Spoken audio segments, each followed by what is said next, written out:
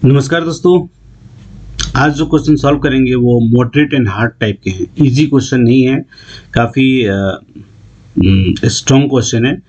तो ये अहमदाबाद डिवीज़न द्वारा आयोजित वेलफेयर इंस्पेक्टर के एग्जामिनेशन का पेपर है जो 35% एलडीसी कोटा का है। इसमें नेगेटिव मार्किंग है और इस जो इंस्ट्रक्शन है वो आपकी स्क्रीन पे है। 110 क्वेश्चन है जिसमें से 100 क्वेश्चन को सॉल्व करना है। 10 राजभाषा के हैं।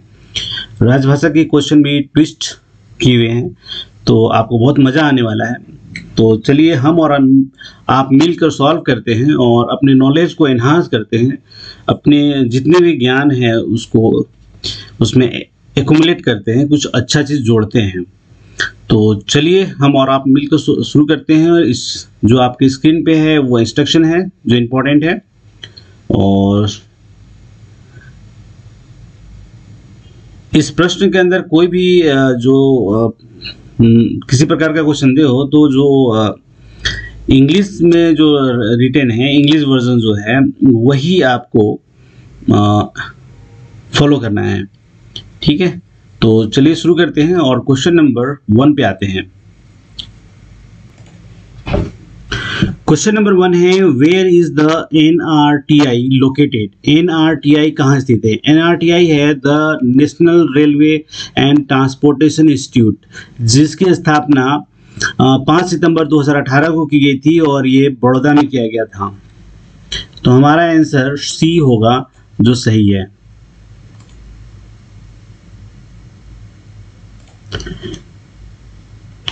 क्वेश्चन नंबर 2 है, who is the vice chancellor of NRTI? NRTI के वाइस चांसलर कौन है? ऑप्शन है एमआर यानी कि member of minister of railway. ठीक है, एमआर। यहाँ पे है सीआरबी, ठीक है। सी है AM staff, assistant member of staff, और डी है secretary to railway board. Actually इस क्वेश्चन का आंसर जो होना चाहिए वो होना चाहिए vice chancellor Mrs Alka Arora Mishra करके हैं, IRAPS, जो अंतरिम बने थे। फिर भी अगर क्वेश्चन के आंसर के हिसाब से अगर देखें और आपको समझ में नहीं आए और आपको कुछ भी पता नहीं चले, तो अगर हम इस क्वेश्चन का आंसर ऑप्शन बी रखते हैं जो कि चांसलर हैं हमारे, तो शायद अगर क्वेश्चन को इन्होंने माइनस नहीं करते हैं तो option B is the right answer. ठीक है, चलिए क्वेश्चन नंबर 3 है, HRMS headed by under CRIS. HRMS CRIS के नेतृत्व में है। तो ये क्वेश्चन भी काफ़ी टफ है, लोगों को ये पता नहीं चलेगा, लेकिन अगर आप कभी HRMS के से रिलेटेड कुछ भी सर्कुलर आते हैं और उनको पढ़ते हैं, तो अगर या फिर कोई और भी क्रिस को लेटर लिखते हैं और उसके अंदर लिखते हैं, तो उसमें आपको मैनेजर HRMS वर्ड मिल जाएगा और यहाँ पे जो है वो सही आंसर होगा। तो ये क्वेश्चन भी काफ़ी टफ है। तो टॉप 3 में आप एक क्वेश्चन को सॉल्व कर सकते हैं, बाकी 2 मुझे लगता है कि आपके लिए काफ़ी टफ है। क्वेश्चन नंबर 4 है, vaccination first dose in percentage of division of western railway arrange in descending order. Paschim railway के मंडलों का टीकाकरण परसेंटेज पहली खुराक घटते क्रम में व्यवस्थित करें। देखिए इसके अंदर ऐसा है कि जो MMCT जो है वो 100% वहाँ पे वैक्सीनेशन हो चुका है, क्योंकि काफ़ी टफ एरिया था महाराष्ट्र का, मुंबई, तो वहाँ पे 100% कर दिया गया है। 90+ जो था वो अहमदाबाद का था, उसके बाद बड़ौदा और उसके बाद रतलाम के नंबर आते हैं। तो इस हिसाब से हमारा जो ऑप्शन ए है वो सही होगा। मैं वैक्सीनेशन के अंदर रहा हूँ इसलिए मुझे थोड़ी जानकारी है, लेकिन ये क्वेश्चन भी आपके लिए काफ़ी टफ है। ठीक है, चलिए क्वेश्चन नंबर 5 है, what is the full meaning of MOPR? MOPR होता है manual on pension rule. Option देखते हैं, मैनिफेस्टो ऑफ पर्सनल रूल्स नहीं होगा, बी है मैनुअल ऑफ पर्सनल रूल्स, ये भी गलत है, मैनिफेस्टो ऑफ पेंशन रूल्स ये भी गलत है। यहाँ पे एक ऑप्शन डी है manual on pension rule, pension memo पर मैनुअल जो है, option D is the right answer. ठीक है,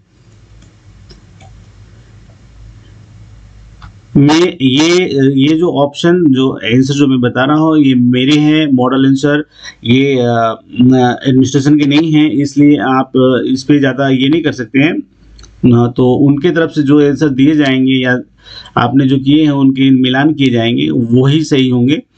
तो मैं क्लियर कर दूं, ये मेरे हैं ऑप्शन, मेरे व्यूज हैं, ये किसी पे इसी तरह से लागू नहीं हो सकते। ठीक है, तो मैं क्लियर कर देना चाहता हूँ। और ये वीडियो मैं काफ़ी लोगों की रिक्वेस्ट पे बना रहा हूँ जिनमें काफ़ी नाम हैं, 2-3 नाम ले सकता हूँ आप चाहें तो, जिसमें मुन्ना यादव है, राहुल ग्रोवर है, देन रामानुज पांडे हैं, अनूप हैं और बहुत सारे लोग हैं। कुछ खुडियार और क्या क्या नाम था मुझे भी पता नहीं है, लेकिन उन लोगों की रिक्वेस्ट पे ही ये कर रहे हैं, तो इसे आप अन्यथा बिल्कुल भी ना लें। चलिए क्वेश्चन नंबर 6 को देखते हैं। Who is competent to reappoint an employee who has resigned from service? सेवा से इस्तीफा देने वाले कर्मचारियों को फिर से नियुक्त करने के लिए कौन सक्षम है?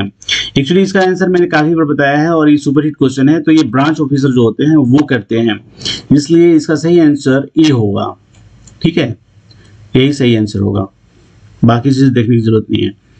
चलिए ऑप्शन क्वेश्चन नंबर 7 है, क्या राष्ट्रीय अवकाश के दिन साप्ताहिक विश्राम करने वाले कर्मचारी को NHA दिए है, यानी कि नेशनल हॉलीडे अलाउंस जो दिए है? तो सही है, दिए है, इट इज पेएबल। क्वेश्चन है, whether NHA is payable to an employee who has weekly rest on a national holiday? तो option A is the right answer.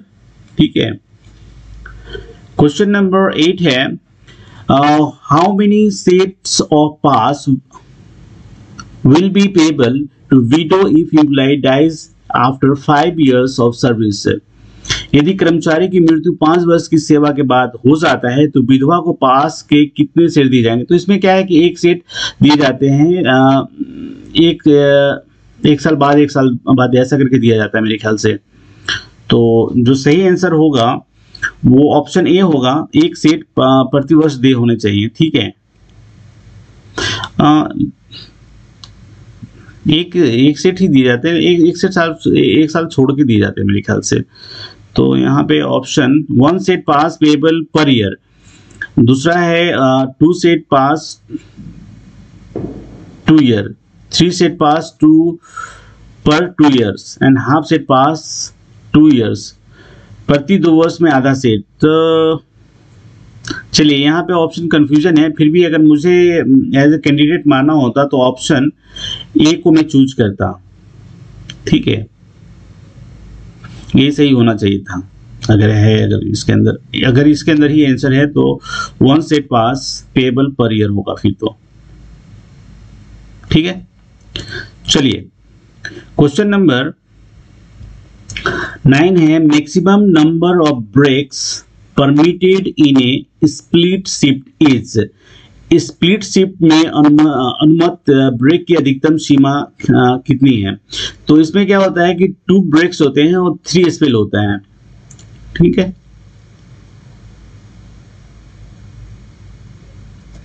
हाँ यही होना चाहिए, option A is right. Okay,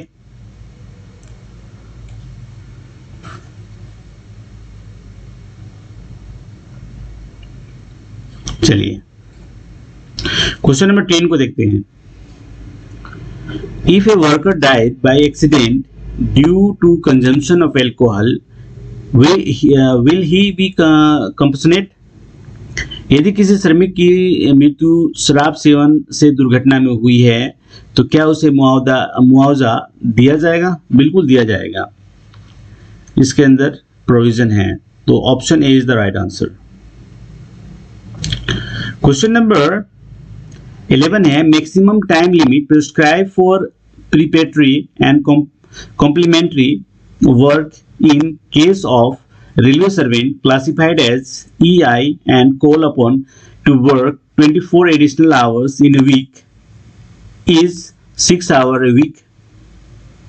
EI के रूप में वर्गीकृत और सप्ताह में 24 अतिरिक्त घंटे काम करने के लिए कहे जाने वाले रेल कर्मचारी के मामले में प्रारंभिक और पूरक कार्य के लिए निर्धारित अधिकतम समय सीमा सप्ताह में 6 घंटे है। ये गलत है, क्योंकि सप्ताह में 3 घंटे होना, यानी कि 24 additional hours in a week is 3 hours a week, यानी कि यहाँ पे जो है ये यहाँ पे 3 आवर्स होने चाहिए। तो इस अगर 3 आवर्स होते तो ये ट्रू होता, otherwise this is false. Okay, चलिए क्वेश्चन नंबर 12 है, since when the current leave rule been implemented, वर्तमान अवकाश नियम कब से लागू है? 1 फरवरी 1949 से लागू है। That means option A is the right answer. ठीक है, चलिए क्वेश्चन नंबर हम आगे हैं 13 पे, वेयर द रिपोर्टिंग अथॉरिटी और रिव्यूइंग अथॉरिटी रिटायर्ड और डिमिट्स office, he should report, review the confidential report of all railway servant working under him, ordinarily him within a period of dash month। जहां reporting प्राधिकारी या समीक्षा प्राधिकारी सेवानिवृत्त हो गया है या पद छोड़ दिया है, उसे सामान्यतः 1 महीने की अवधि के भीतर अपने अधीन रत सभी रेल कर्मियों की गोपनीय रिपोर्ट और समीक्षा करनी चाहिए। ये नियम है। ठीक है, ऑप्शन ए है 2 months, बी है 3 months, C 1 month and D is 6 months। That means option C is the right answer. Okay, no doubt ये सही होगा। Question number 14, highest pay scale in 7th pay commission is, 7वें वेतन आयोग में उच्चतम वेतनमान है वो कैबिनेट सेक्रेटरी का है 2,50,000 रुपये। ठीक है, ये है हमारा option B is the right answer. ठीक है, चलिए क्वेश्चन नंबर 15, टोक्यो ओलंपिक्स 2020 में कितने रेलवे खिलाड़ियों ने पदक जीते थे? देखिए, ये सवाल जब मैंने देखा था उस वक्त मैं ढूंढ रहा था कि एपीयू की एग्जामिनेशन में जो ईस्टर्न रेलवे के द्वारा आयोजित किए गए थे उसमें होना चाहिए था। ठीक है, तो उसमें तो नहीं मिला, यहाँ पे हम देख रहे हैं। और एक्चुअली क्या है, ये 3 खिलाड़ी हैं, जो ऑप्शन बी में है वही सही आंसर है। ठीक है, जिसमें से 2 लोगों को सिल्वर मिला था और 1 को ब्रॉन्ज मिला था। अब आप मुझे कमेंट बॉक्स में बता सकते हैं कि ये 2 सिल्वर्स और 1 ब्रॉन्ज लेने वाले कौन खिलाड़ी हैं। ठीक है, अपने इंडिया को जो टोटल मिले थे वो 7 मेडल्स मिले थे, जिसमें से 1 गोल्ड था, 2 सिल्वर थे और 4 ब्रॉन्ज थे। जो 2 सिल्वर लिए थे वो हमारे रेलवे के थे, दोनों सिल्वर वाले। ठीक है, और 1 ब्रॉन्ज वाला जो था वो बंदा इसमें था। ठीक है, इसके अलावा मैं आपको बताना चाहूंगा कि 2 खिलाड़ी हमारे हॉकी टीम में भी थे, जिनका नाम नीलकंता शर्मा और अमित रोहिदास, ऐसा कुछ नाम था। ठीक है, तो ये आप ध्यान रख सकते हैं। चलिए आपको एक भी और बता देता हूँ कि मीराबाई चानू, रवि कुमार और बजरंग पुनिया, ये तीनों रेलवे के साइड से हैं। ठीक है, तो चलिए इसको भी समाप्त करते हैं, ताकि आपको डिस्कशन ऐसे ही आप इस क्वेश्चन को देख के प्रेशर में होंगे और फिर मैं आपसे ज़्यादा कमेंट करने के लिए बोलूँगी, ऐसे नहीं है। चलिए क्वेश्चन नंबर 16 को देखते हैं। 56J is also known as A, 56J को डैश के रूप में भी जाना जाता है। FR 56J, एक्चुअली FR यहाँ पे नहीं वर्ड इस्तेमाल किया है, तो आप इसे फाइनेंशियल रूल जो होता है उसके अंदर ही FR 56J है। ठीक है, तो ये है। और ऑप्शन बी जो है वो 1802A ऐसा कुछ नियम है, जिसके बारे में कभी अगर मौका मिलेगा तो डिस्कस करेंगे। ठीक है, तो option B is the right answer of question number 16। चलिए question number 17, what is the maximum period of panel currency?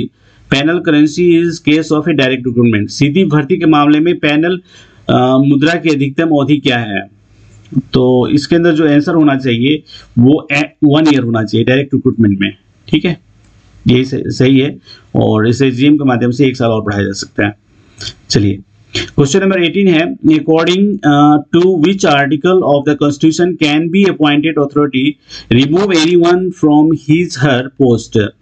तो आर्टिकल 311 के द्वारा मेरे ख्याल से यही सही आंसर होना चाहिए। आर्टिकल 311 जो है उसके द्वारा ही ये जिक्र किया गया है, तो यही हमारा सही आंसर होगा। ठीक है। संविधान के किस अनुच्छेद के अनुसार नियुक्ति प्राधिकारी किसी को उसके पद से हटा सकता है? संविधान के अनुच्छेद 311 के अनुसार नियुक्ति प्राधिकारी ही किसी व्यक्ति को उसके पद से हटा सकता है। ठीक है। क्वेश्चन नंबर 19 है, from which date dependent parents are made eligible for family pension fulfilling all condition. तो ये एक इम्पोर्टेंट सवाल है और ये 1998 से ये जो है एलिजिबिलिटी जो कंडीशन है वो दिया गया था। ठीक है। और फैमिली पेंशन जो स्टार्ट हुआ था 1/1/1964 से। ठीक है। आई थिंक यही सही होगा। चलिए क्वेश्चन नंबर हम 20 को सॉल्व करते हैं। How many times to the actual kilometrage will get when a running staff working train on a ghat section. तो घाट सेक्शन में काम करने के लिए 5 गुना मिलता है मेरे ख्याल से। हाँ, ये 5 गुना ही होगा। Option 5 times is the right answer. Question number 21, medical certificate is necessary for officers APR from the age of 40 years। ये काफी टफ क्वेश्चन है, ये सभी लोगों को ये पता नहीं होगा क्योंकि इसके लिए एक सर्कुलर जारी किया गया था रेलवे बोर्ड के द्वारा जो 2018 के आसपास से। ये इतना आसान क्वेश्चन नहीं है जो आप लोग सोच रहे हैं, काफी टफ क्वेश्चन दिया है सर ने, जिन्होंने भी सेट किया काफी दिमाग लगा किया। चलिए क्वेश्चन नंबर हम 22 पे आ गए हैं। Ahmedabad division institutes are in ADI division. चलिए ये आप लोगों को बताना है कि कितने रेलवे संस्थान हैं अहमदाबाद डिवीजन के पास। ठीक है। जो भी जानते हैं कमेंट बॉक्स में जरूर बताएं और कोशिश करूंगा कि मैं इसको उसके अंदर पिनअप कर दूं। ठीक है। देखिए क्वेश्चन नंबर 23 है, अहमदाबाद डिवीजन का लगभग कैडर स्ट्रेंथ कितना है? तो नॉर्मली वर्क स्टडी के हिसाब से हमारा आंसर ये होना चाहिए। ठीक है। और अभी मैन ऑन रोल के हिसाब से ये होना चाहिए, बट इसके अंदर एक ट्विस्ट है जो मैं आपको दिखाता हूँ। देखिए आपकी स्क्रीन पे कुछ दिख रहा है, ये यहाँ पे 20,000 का कैडर दिखा रहा है। मेन रोल जो है वो यहाँ 15,700 का है। तो इस हिसाब से जो ऑप्शन सी होगा वो सही होगा। तो यहाँ पे जो ऑप्शन सी 20,000 है ये सही होना चाहिए, पर मुझे जो जानकारी है उसके हिसाब से ये सही है। अब देखने वाली बात होगी कि ये जीएम बुकलेट के अंदर जो जाती है वो उन्होंने लिया हुआ है क्योंकि वो 2021 या 22 का हो शायद, तो उस हिसाब से देखने वाली बात होगी। ठीक है। तो इसको होल्ड पे रखते हैं, इस क्वेश्चन को भी हम लोग होल्ड पे रखते हैं। चलिए क्वेश्चन नंबर 24 कहता है कि currently competent authority for creation of post is. वर्तमान में पद सृजन के लिए सक्षम प्राधिकारी कौन है? DRM, PCPO, GM of none of the above. Actually क्या है कि जो क्रिएशन ऑफ पोस्ट है वो डीआरएम और जीएम ही कर सकते हैं, पर अभी जो है वो डेलीगेशन ऑफ पावर के हिसाब से DRM is the right answer.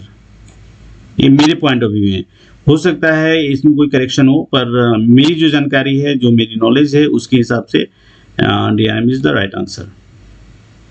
ठीक है। चलिए क्वेश्चन नंबर 25 को देखते हैं। Contribution under NPS are.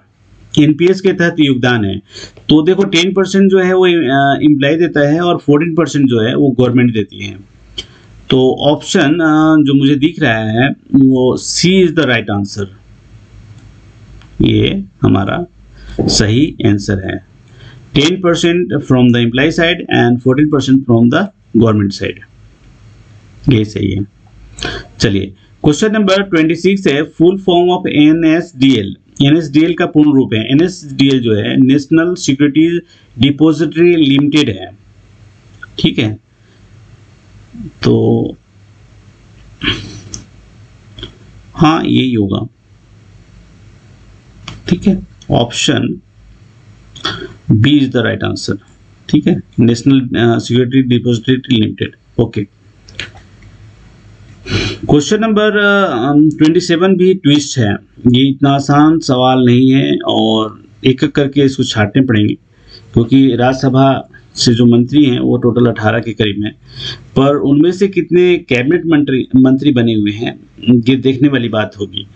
तो वो एक एक करके छांट करके ही इसके आंसर का जवाब दिया जा सकता है। ये APU लेवल या उससे ऊपर के एग्जाम के लिए माना जा सकता है, ठीक है,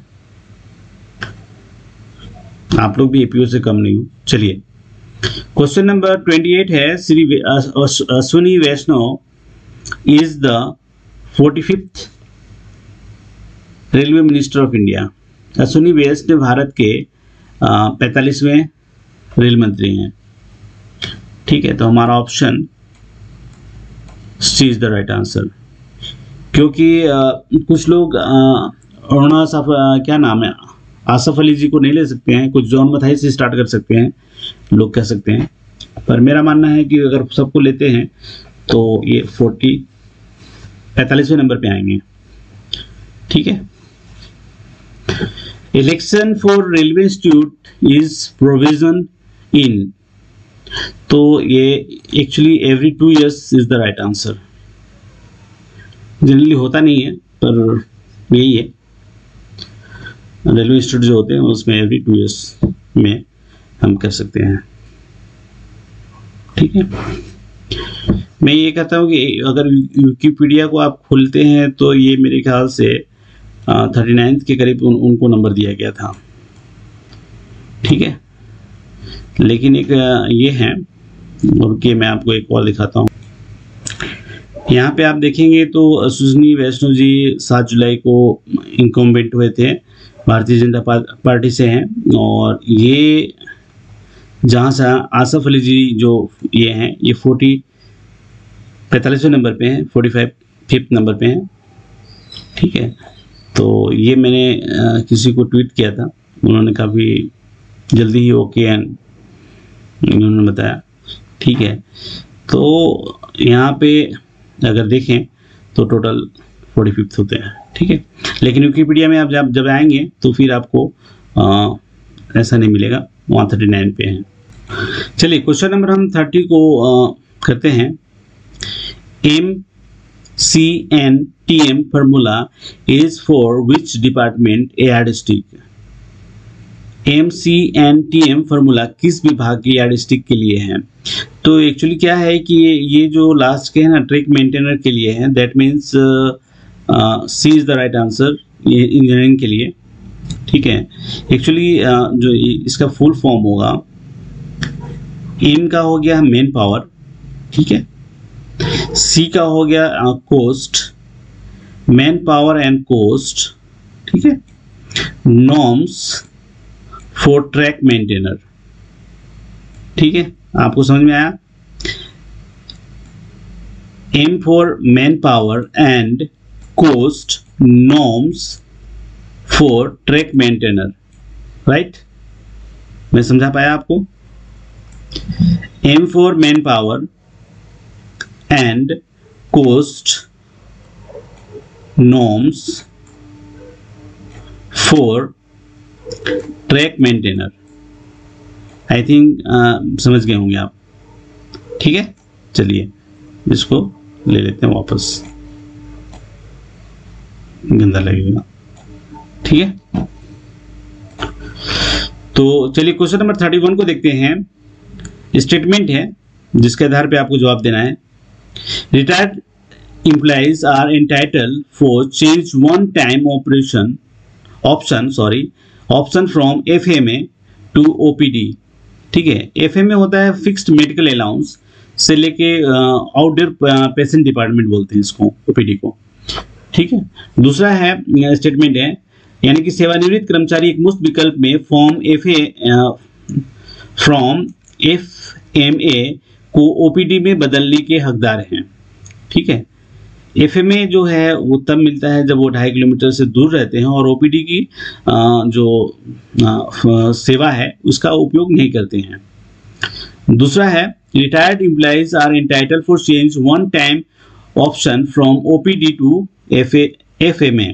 ठीक है, तो वो भी यही कह रहा है कि सेवानिवृत्त कर्मचारी एक मुफ्त विकल्प फॉर्म OPD को FA मतलब फिक्स मेडिकल अलाउंस में बदलने के हकदार हैं। अब यहाँ कह रहा है कि सिलेक्ट द करेक्ट स्टेटमेंट, सही कथन का चयन करें। तो ये दोनों ही कथन सही हैं। ठीक है, अब आप या तो फिक्स मेडिकल अलाउंस जो 1000 रुपीज है वो ले लो। ठीक है, अगर वो आप 2.5 किलोमीटर से दूर रहते हो, otherwise you can use the option. ठीक है, तो अब आपको डिसाइड करना है कि आप क्या कर सकते हो, लेकिन एक ही बार कर सकते हो, इसका एक रूल है। ठीक है, अब वो कब आया था ये मुझे ध्यान नहीं है, लेकिन ये मैंने कहीं पढ़ा था। उस हिसाब से option A is the right answer. ठीक है, कोई कंफ्यूजन नहीं होना चाहिए। तो ऐसा मान के चलें कि यहाँ पे 15 से 17 क्वेश्चन आपके लेवल का है। क्वेश्चन नंबर हम 31 को देखते हैं। क्वेश्चन नंबर 31 को देख चुके थे, क्वेश्चन नंबर 32 को देखते हैं। यहाँ पे स्टेटमेंट है और काफी डीप स्टेटमेंट है। चलिए देखते हैं। NPA is included in basic pay of railway doctor during the study leave. दूसरा स्टेटमेंट है doctor are entitled for 25% NPA as per 7th CPC। अध्ययन अवकाश के दौरान रेलवे डॉक्टर को मूल वेतन में NPA शामिल है। दूसरा है 7वें वेतन यानी कि CPC के अनुसार डॉक्टर 25% NPA के लिए योग्य है। सेलेक्ट द करेक्ट स्टेटमेंट, सही कथन का चयन करें। पहला तो ऐसा है कि जब इसके लिए सर्कुलर जारी किए गए थे तो उसके अंदर भी और बाहरी ब्रदर्स में भी एक जगह लिखा हुआ है कि 1196 के पहले की स्थिति के अनुसार इस भत्ते को सेवानिवृत्ति लाभों सहित सभी सेवा संबंधी लाभों के लिए वेतन माना जाएगा। दैट मीन्स जो ऑप्शन जो सेंटेंस है, जो स्टेटमेंट है, ये सही है। ठीक है, दूसरा स्टेटमेंट कहता है कि 7th CPC के अनुसार 25%, तो 7th CPC के अनुसार 20% है। जो मैं हर बार बोलता हूँ, बहुत सारे लोग मुझे व्हाट्सएप पे भी कहते हैं, पूछते हैं, तो मैं उनको भी बताता हूँ कि ये 20% है। आपने कहीं कुछ भी पढ़ा है मुझे उससे लेना देना नहीं है। आप मेरे स्टेटमेंट को बार बार मुझे चेक करने के लिए प्लीज़ ना कहें। और व्हाट्सएप कर सकते हैं, कॉल बिल्कुल भी नहीं कीजिए, इससे रेलवे का ही नुकसान होता है, मुझे भी उन पे फोकस करना होता है। तो यहाँ पे मैं आपको यही बता रहा था कि 20% है। That means statement second number is wrong. That means option C is the right answer. समझ रहे हैं? यहाँ पे 2,37,500 रुपये की जो लिमिट है वो भी एक लागू होती है, जो मैंने आपको कई बार आपके पुराने वीडियोस में आपको मैंने बताया है। तो आप उस आरबी नंबर को निकाल के देख सकते हैं, रेलवे बोर्ड की साइट पे जा सकते हैं। आप चाहें तो एक वीडियो मैंने बनाया था जिसके अंदर सबसे लास्ट में मैंने बताया है कि आप किस तरह इस तरह के वीडियोस और जो ब्लॉग्स हैं, जो व्हाट्सएप हैं, जो टेलीग्राम है, उनका इस्तेमाल आप कैसे कर सकते हैं। वो APO के लिए कुछ एक बनाया था वीडियो, उसके अंदर है, जिसका लिंक इस वीडियो के आई बटन में दे दिया जाएगा और वहाँ से आप जाकर देख सकते हैं। लास्ट में देखें, 2-3 मिनट का ही आप देखने लायक है, तो उसका इस्तेमाल कर सकते हैं। चलिए क्वेश्चन नंबर हम 33 पे आ गए हैं। The full form of Arpan, ARPAN। Arpan is actually advance railway pension access network. ठीक है, ये जो रिटायर्ड रेलवे एम्प्लॉई हमारे हैं, जो काफ़ी अपनी जवानी और जोश को रेलवे को दे चुके हैं, उनके लिए ये बनाया गया है। ठीक है, तो advance railway pension access network, that means option B is the right answer. ठीक है, चलिए क्वेश्चन नंबर 34 भी काफी डीप क्वेश्चन है। जो मुझे देखने से लग रहा है। उम्मीद इज प्रिपेयर्ड बाय, उम्मीद किसने तैयार किया है? ऑप्शन है CRIS, B HRMS, C RailTel and D is HCR। तो एक्चुअली क्या है कि आपको बिल्कुल भी अंदाजा नहीं होगा कि यहाँ ऑप्शन डी जो है वो सही होगा। HCR ने जो है वो पैन इंडिया के लिए एक सिस्टम डेवलप किया था, जो it is the part of उम्मीद। तो HCR is hereby authorized for development and maintenance of a unique medical identity card system for pan India। Okay, तो ये एक स्टेटमेंट था जो काफ़ी ये हुआ था। तो ये काफ़ी डीप क्वेश्चन है, ये मुझे नहीं लगता है कि लोगों ने इसे सही किया होगा, सब क्रिस को ही ऑप्शन समझ रहे होंगे। चलिए क्वेश्चन नंबर 35 को सॉल्व करते हैं। At present how many GM for personal department in Indian railway. Okay, तो जनरली क्या है कि पर्सनल डिपार्टमेंट से जनरली GM नहीं बनते हैं, और यहाँ पे जो ऑप्शन आएगा वो ए होगा। ये क्वेश्चन भी काफ़ी टफ है, क्योंकि किसी को भी ध्यान में नहीं होता है कि जो GM बनते हैं वो किस, जैसे कि अभी वेस्टर्न रेलवे के जो GM है आलोक कंसल जी, तो वो IRS ई से हैं, ठीक है। तो ये जनरली मैं कई वीडियोस में बोलता भी हूँ कि किस डिपार्टमेंट से हमारे GM हैं या फिर जो हैं वो, तो नहीं होंगे। एक GM है अभी भी पर्सनल डिपार्टमेंट का, लेकिन वो क्या जोन नहीं है। नॉर्थ फ्रंटियर रेलवे का जो कंस्ट्रक्शन डिपार्टमेंट है ना, वहाँ के जो GM है वो मेरे ख्याल से पर्सनल डिपार्टमेंट के यानी IRPS होता है, इंडियन रेलवे पर्सनल सर्विस, कार्मिक जो विभाग होता है उसका, ठीक है। लेकिन हमारे जो जनरल मैनेजर हैं, जो हमारे जोन्स हैं, जो 18 जोन्स हैं, उसमें से कोई नहीं है, ठीक है। चलिए क्वेश्चन नंबर 36 पे आ गए हैं। यहाँ भी स्टेटमेंट दिया है और ये काफ़ी इंपॉर्टेंट स्टेटमेंट है। As per 7 CPC, dual charge allowance is given 10% of the basic pay। 7वें CPC के अनुसार दोहरे प्रभार भत्ता मूल वेतन का 10% दिया जाता है। बिल्कुल सही बात है, ठीक है। तो ये statement is the right answer. चलिए आगे देखते हैं, क्योंकि यहाँ पे 1 2 3 2 3 और 1 3 है, ठीक है। तो बाकी के स्टेटमेंट को भी देखते हैं। Minimum time period for eligible of dual charge allowance is 45 days. Actually क्या है कि ये ड्यूल चार्ज नहीं है, एडिशनल पोस्ट चार्ज में बदल गया है, पर फिर भी ये स्टेटमेंट राइट मुझे लगता है, ठीक है। यहाँ पे फिर देखते हैं, dual charge allowance is given maximum time limit up to 2 years। तो एक्चुअली क्या है 1 साल के लिए ही है। तो यहाँ पे ऑप्शन मतलब जो स्टेटमेंट 3 नंबर है वो मुझे रॉन्ग लगता है। तो इस हिसाब से हमारा option B is the right answer, मुझे ऐसा लगता है, ठीक है। चलिए क्वेश्चन नंबर 37 है। How many master circulars are issued by railway board till date. Railway board द्वारा अब तक कितने मास्टर सर्कुलर जारी किए गए हैं? तो ये टोटल 68 है, मेरे जो नॉलेज है उसके हिसाब से, मैंने कहीं पढ़ा है, पर देखने वाली बात होगी, जो ऑफिस में पता करना पड़ेगा कि भाई पर्सनल डिपार्टमेंट से जो वहाँ पे ज्ञानी लोग हैं, नॉलेजेबल लोग हैं, उनसे बात करनी पड़ेगी, क्योंकि मेरे हिसाब से ये 68 ही हैं, ठीक है। लेकिन कुछ चेंजेस होंगे तो फिर कमेंट बॉक्स में प्रयास किया जाएगा कि इस तरह किया जाए। क्वेश्चन नंबर 38 है।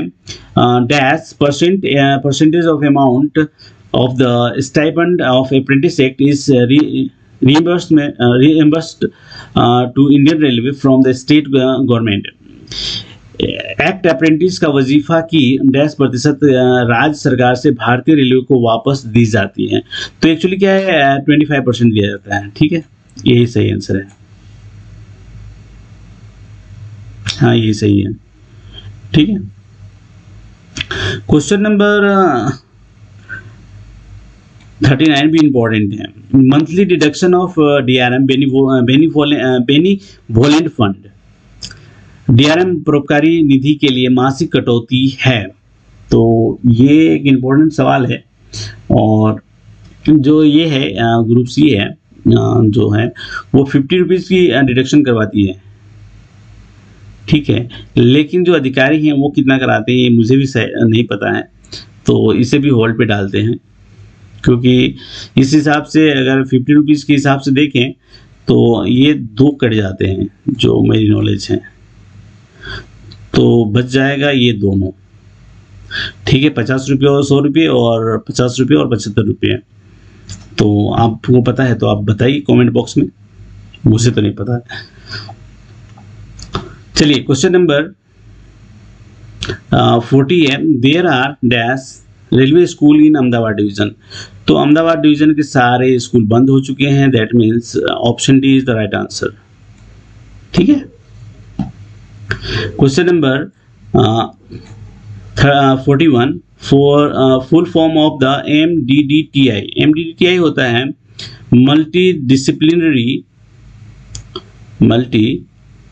Disciplinary divisional training institute, that means option A is the right answer. ठीक है,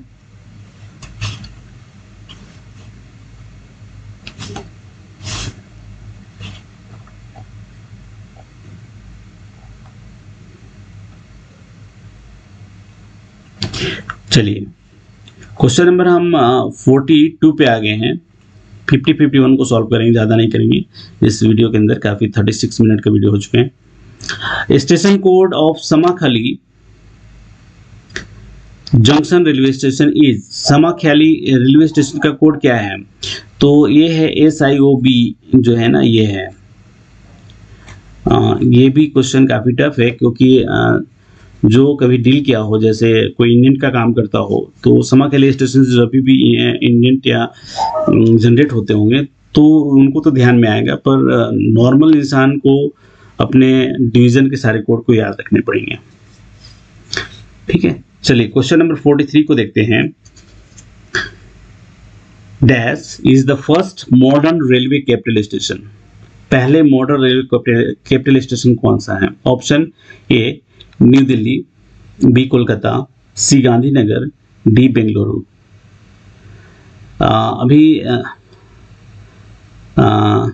अभी भी मध्य प्रदेश में एक स्टेशन का उद्घाटन किया गया था, जिसका नाम आप बता सकते हैं कमेंट बॉक्स में। दूसरा मैं आपको बताना चाहूँगा कि ये 16 जुलाई 2021 को जो है वो गांधीनगर कैपिटल रेलवे स्टेशन को इनॉग्रेट किया गया था PM मोदी के द्वारा। तो हमारा जो ऑप्शन सी होगा ये सही आंसर होगा, और यहाँ पे काफ़ी खर्चे किए गए थे, तो मुझे पता है, इसलिए ये क्वेश्चन मेरे लिए तो इजी है पर आपके लिए काफ़ी टफ है चुनना ऑप्शन के अंदर।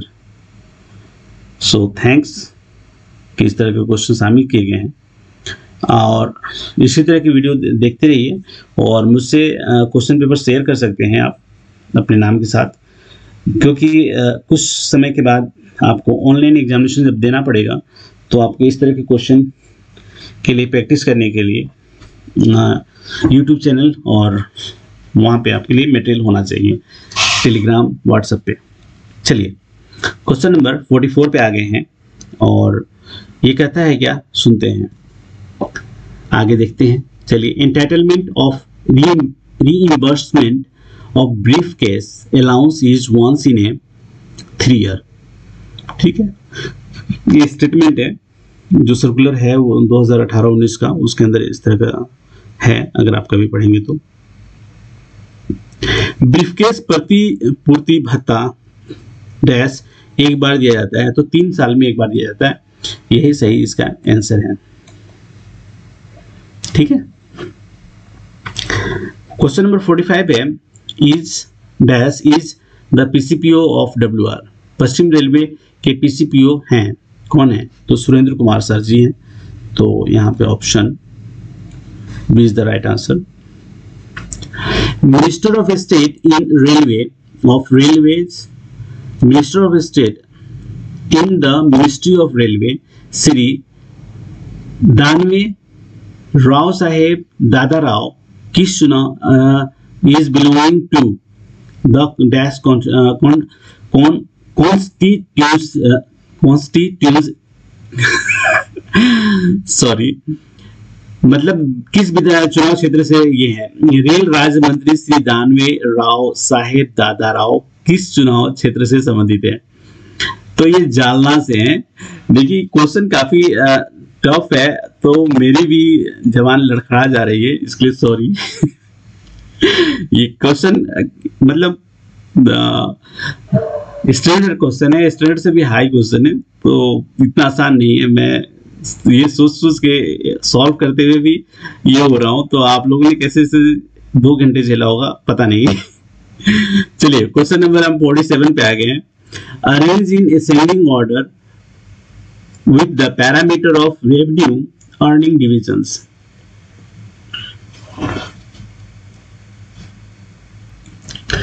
चलिए क्वेश्चन नंबर 47 को देखते हैं।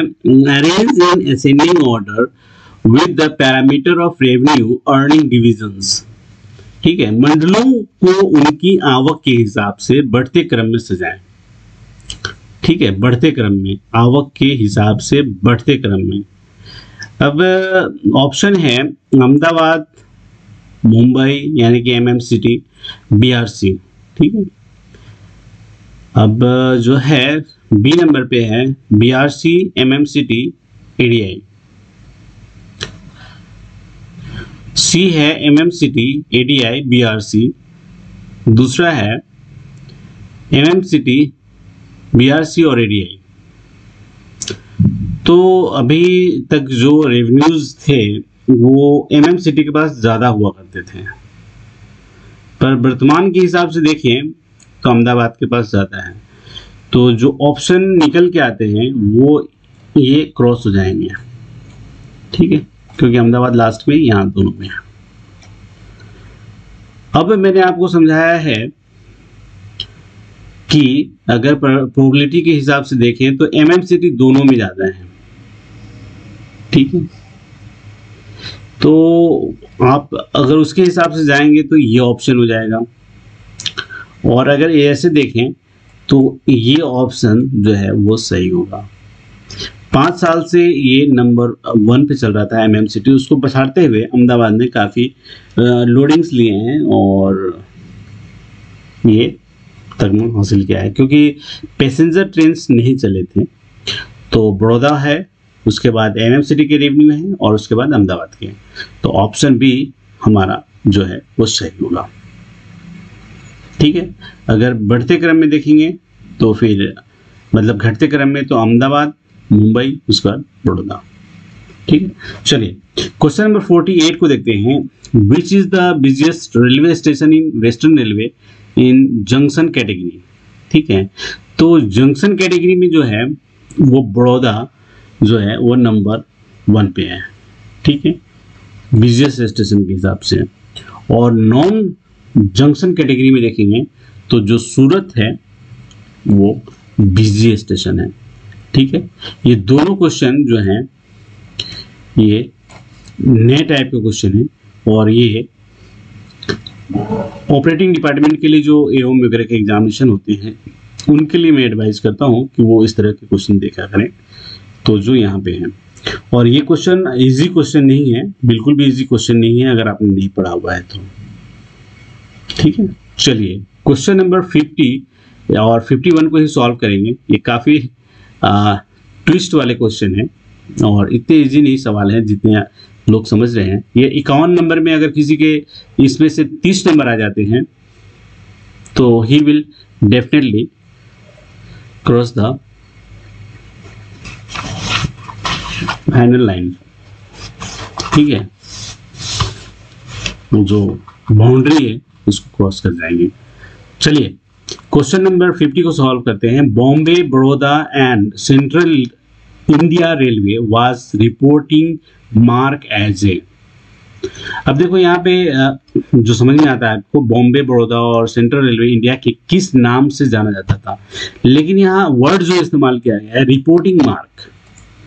रिपोर्टिंग मार्क वहाँ इस्तेमाल किया जाता है जो हमारा रोलिंग स्टॉक होता है, जो हमारे पूंजीगत जो भी जैसे वैगन होते हैं या फिर जो हमारा जो एसेट्स होता है ना, उसके लिए रिपोर्टिंग मार्क वर्ड इस्तेमाल किया जाता है। रोलिंग स्टॉक होता है, अदर इक्विपमेंट भी होते हैं जो सर्टेन रेलवे के जो ट्रांसपोर्ट नेटवर्क के से रिलेटेड होते हैं। आपने कभी ध्यान दिया हो तो मैं जनरली साउथ सेंट्रल रेलवे के जो बोगीज होते थे उन पे ध्यान देता था। अभी वेस्टर्न रेलवे के बोगीज पे भी WR लिखे हुए रहते हैं। ठीक है, NWR भी कहेंगे, मैंने देखा है। तो वो इस तरह के जो, जब ये जो बॉम्बे बड़ौदा सेंट्रल इंडिया का जो ये है चैप्टर, तो उस वक़्त जो है ना BBNCI के नाम से उनके बोगीज पे लिखे हुए हुआ करते थे।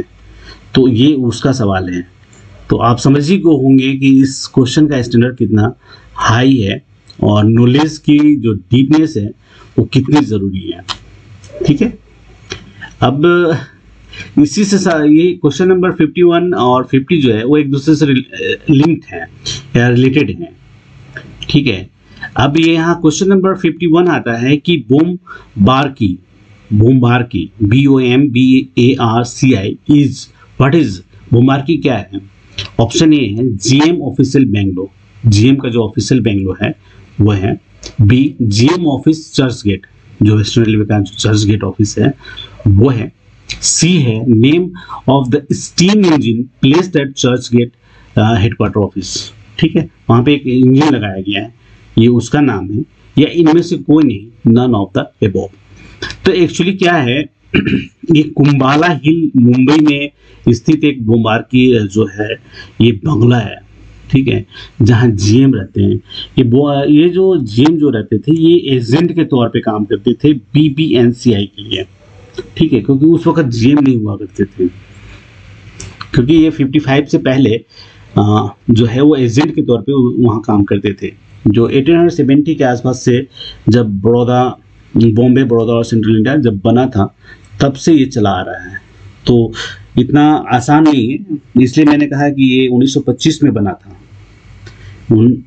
इस जो बॉम्बे बड़ौदा और सेंट्रल इंडिया के जो ये वहाँ पे जो एजेंट रहते थे उनके लिए 1925 में बना था, और उस समय जो खर्च किया गया था उस बंगलों को बनाने के लिए वो 1,20,000 रुपये खर्च किए थे। ये इसलिए मैंने आपको बताया कि ये काफ़ी टफ क्वेश्चन है। मैं इसको एक ट्वीट के माध्यम से आपको बताता हूँ और इसे यहीं पे समाप्त करता हूँ। देखिए ये ट्वीट है, कुछ ध्यान से देखेंगे तो 29 मार्च 2018 का ट्वीट है और इन्होंने लिया है। देखिए ये बोमबार्की is a magnificent bungalow located eight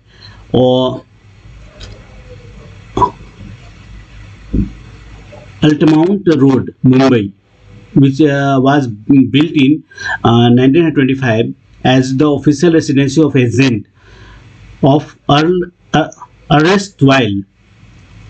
मेरे तो क्वेश्चन को देख के जो मेरे प्रोनाउंसिएशन है वो गड़बड़ हो गई तो सॉरी इसके लिए, क्या करें अब। ठीक है, BBNCI railway and now the official residency of general manager western railway. ठीक है, तो एक हेरिटेज बिल्डिंग है। देखिए आप यहाँ पे देखिए, यहाँ पे जो लॉन है ये काफ़ी अच्छा है। अगर आप इनके पिक्चर आप ढूंढ पाए तो, नहीं ढूंढ पाएंगे तो मैं किसी वीडियो के अंदर इसको समेटने की प्रयास करूँगा, क्योंकि समय की कमी के कारण नहीं हो पाता है। तो ये है जो आपको सवाल किया गया है। ठीक है, तो ये काफ़ी डीप सवाल है। तो यहाँ पे एक आपको नीचे वर्ड दिख रहा है कि don't miss it what is happening ये इंपॉर्टेंट सवाल है। ठीक है, ये आपको दिख रहा है तो आप इसे देखें। ये ट्विटर का एक हैंडल है जिसमें लिखा है कि don't miss what is happening. तो इस बात के साथ समाप्त करता हूँ।